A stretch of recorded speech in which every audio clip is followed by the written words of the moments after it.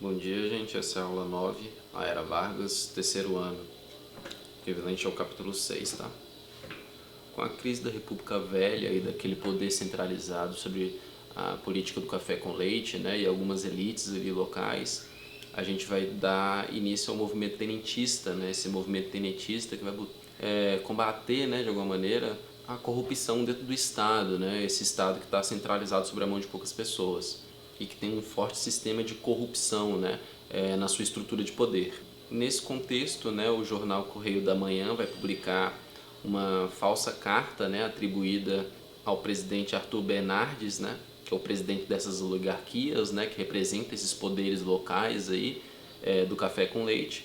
E essa carta vai insultar os militares, né, que não vão ver isso com bons olhos, né? A carta na realidade não era real, mas os militares vão acreditar que a carta é real. Isso vai gerar uma insatisfação pelos militares. Em 5 de julho de 1922, começa uma revolta, então, os militares de baixa patentes aí vão fazer levante nos quartéis de vários locais, né? O movimento é bem desorganizado e vai sendo vencido. O Forte de Copacabana é o último que resta, né? Ficar por final ali. E a gente vai ter a Batalha dos 18 Forte, né? 2.000 soldados legalistas contra 18 rebeldes aí, que por final vai deixar só 2 vivos.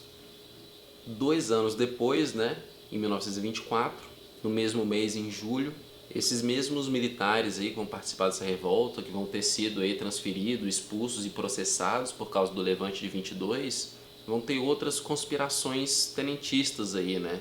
Tomam de assalto a cidade de São Paulo, onde eles vão buscar derrubar o governo local e central, né? E tomam o controle da cidade, onde eles vão ficar por cerca de um mês. Eles esperavam com isso que acontecesse outros levantes, o que não aconteceu, né?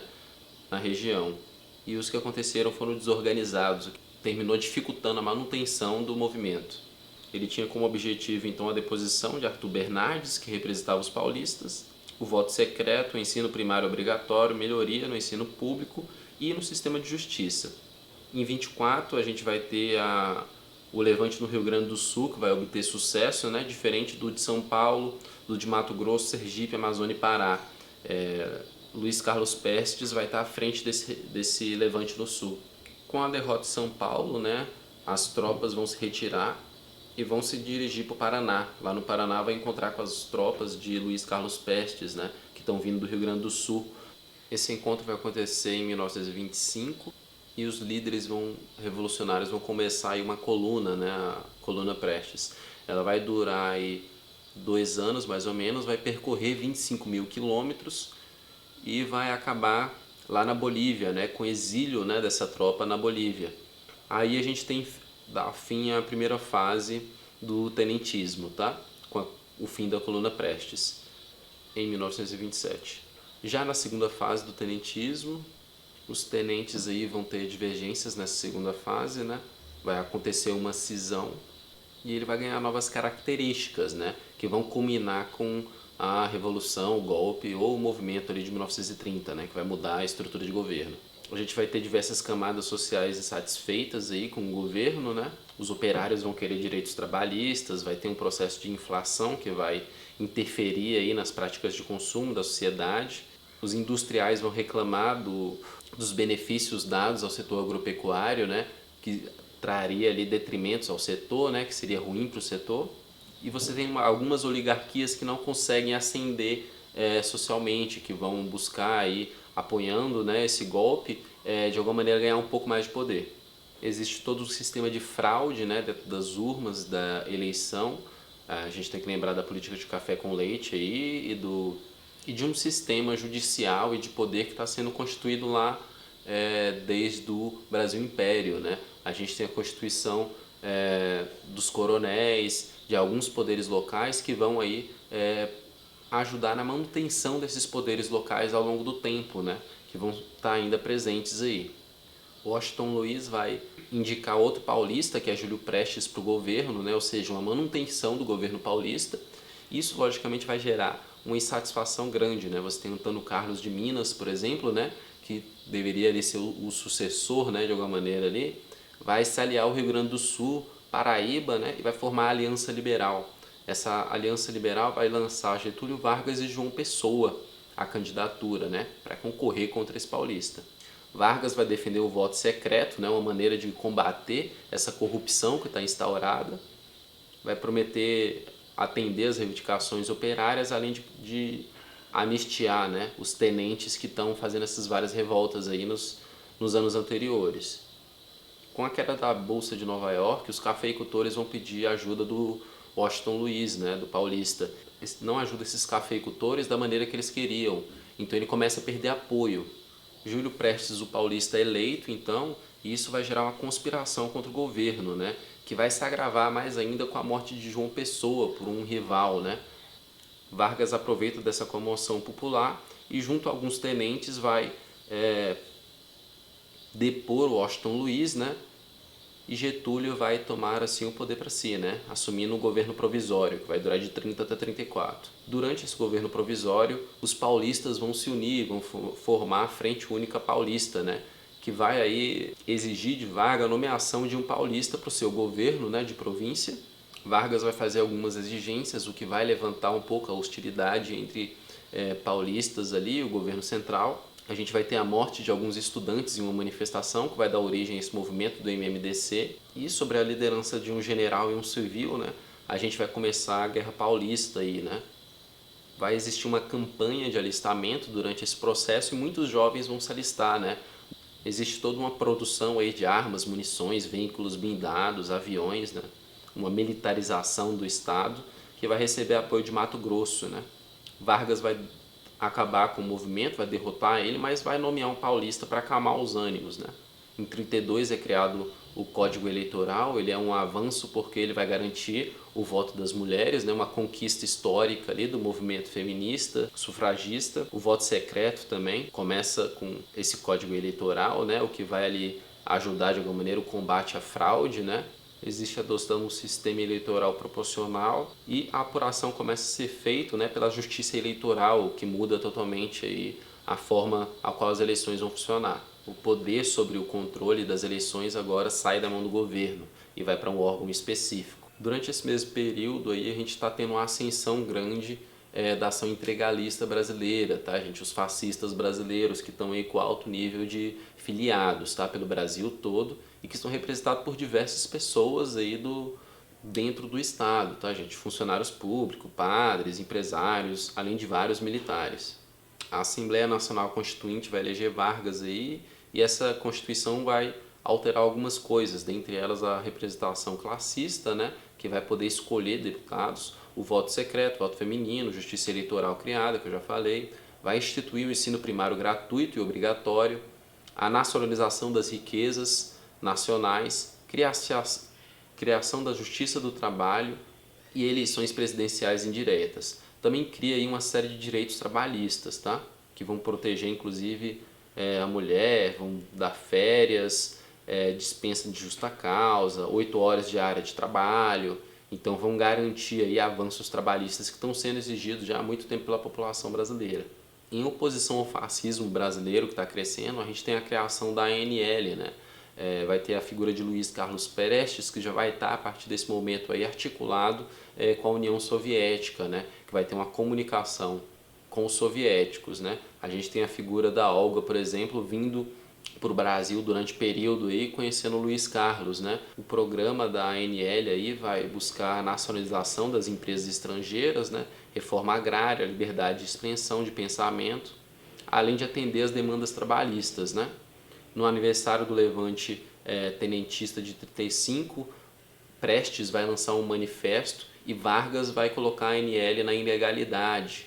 Os batalhões de Natal, Recife, Rio Grande e Rio de Janeiro vão pegar em armas então e fazer um levante contra essa ilegalidade imposta por Vargas aí, né? Essa arbitrariedade de Vargas. É declarar estado de sítio e milhares de pessoas são presas e mortas aí, né? Dentre eles militares, jornalistas, funcionários públicos, professores, escritores, todo mundo que faz oposição a Vargas, né? Começa aí um enrijecimento de Vargas, né? Com apoio de militares e tudo para calar a população, silenciar a população. Essas revoltas também, todo esse movimento de tensão vai propiciar, né, que esse grupo que vai estar próximo a Vargas, né, se una e vá fazer o golpe militar aí. A partir desse golpe militar, a gente tem um Estado Novo, né? Logo no início, o Vargas anuncia o Plano Cochrane, né?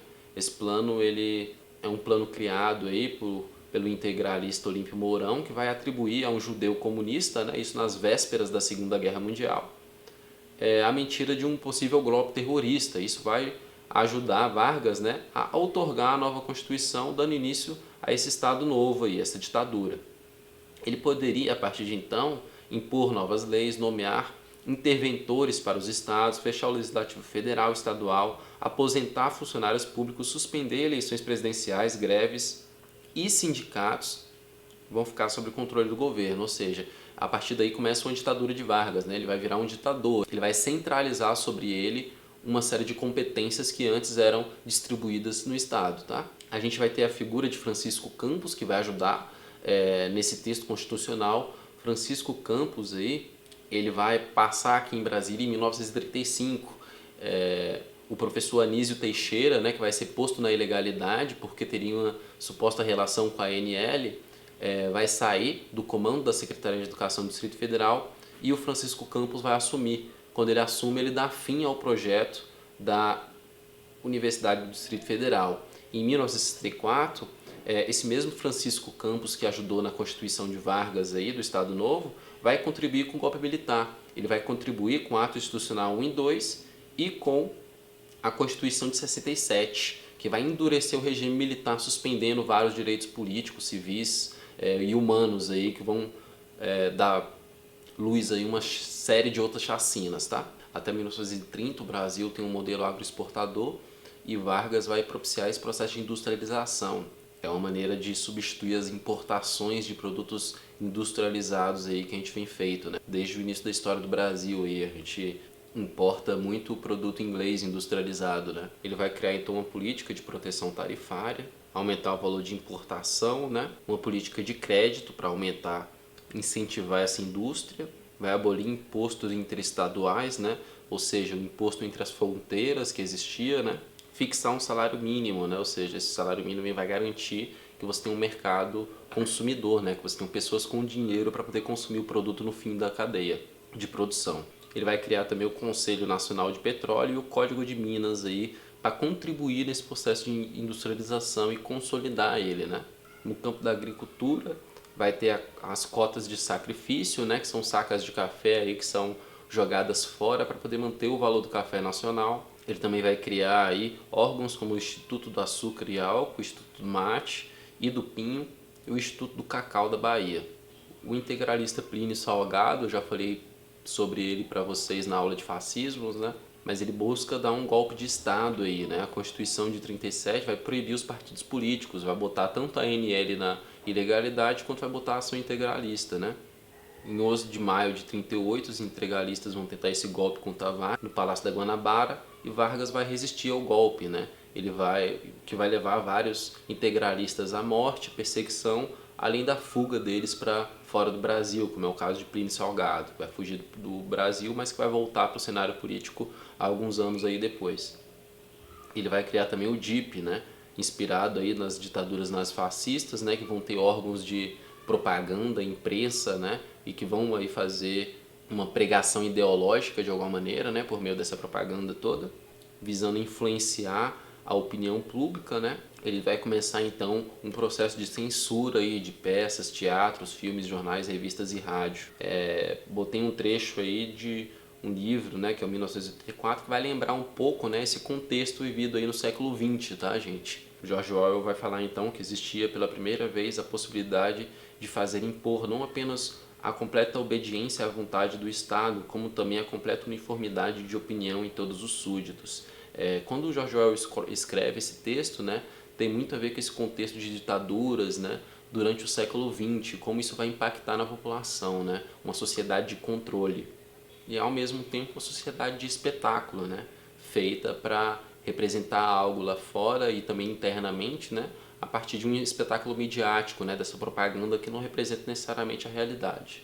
A gente vai ter uma série de políticas públicas, né, educacionais aí, de trabalho, a qual ele vai buscar, né, de alguma maneira chegar nas classes populares, né, uma política que vai de fato mudar a vida das pessoas. Daí ele defende também a cidade de Estado forte, né, de ordem e progresso, para que esse Estado e essas políticas possam se efetivar. Ele vai começar a conceder alguns benefícios a trabalhadores também, buscando a gratidão do povo, logicamente, né? Isso é a base aí do populismo, né? Você dá algumas coisas, mas para receber, né, esse apoio aí, manter o governo, né? Isso é algo que é feito até hoje. Ele vai criar em 43 também a consolidação das leis do trabalho, né? Isso vai regulamentar não só a legislação trabalhista, mas também vai regular os sindicatos. A partir da CLT, os sindicatos começam a ser controlados pelo Estado.